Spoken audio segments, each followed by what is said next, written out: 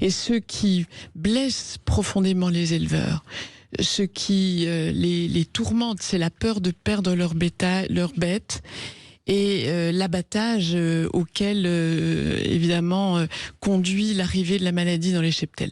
Ça, c'est quelque chose qui les fait terriblement, qui les angoisse, et il propose un protocole alternatif, et c'est de ça aussi que nous avons parlé hier, lors d'une réunion qui a duré quand même près de 2 heures. Donc vous voyez, on a dialogué, le canal de discussion... Dit, je suis ouverte au dialogue. Ils ont eu la sensation que vous alliez accéder à cette demande. Oui, mais être ouvert au dialogue, ça ne veut pas dire exiger la réponse que l'on attend, ça veut dire être capable d'en parler.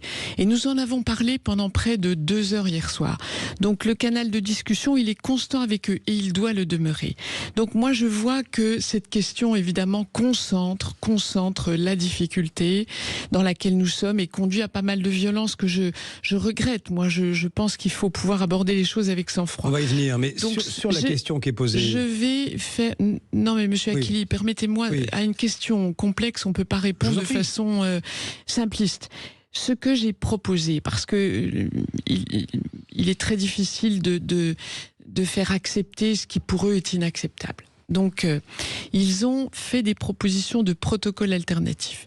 J'ai dit que j'étais prête à les examiner, mais je vois bien que ça ne les satisfait pas complètement. Donc, hier soir, à l'issue de cette réunion, j'ai fait une proposition qui a fait l'objet d'un communiqué de presse qu'on a porté à leur connaissance.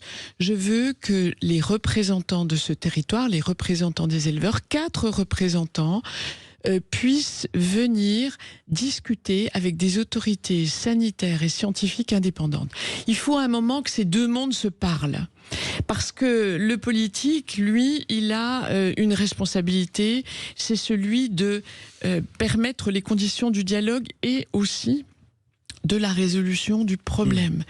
Mais dans le respect mutuel. Moi, je voudrais dire que ces éleveurs vivent un moment extraordinairement douloureux et que je le partage, je le comprends, et que plus vite on sort de cette maladie, plus ils retrouveront une vie normale avec leurs chers animaux. Donc il faut leur proposer de participer à une sorte de, appelons ça comme ça, de cellule de crise scientifique. Exactement, c'est une cellule de crise qui va mettre côte à côte, autour d'une même table, scientifique. Des experts en santé animale et ces représentants, généralement je pense que ce seront des présidents de chambre.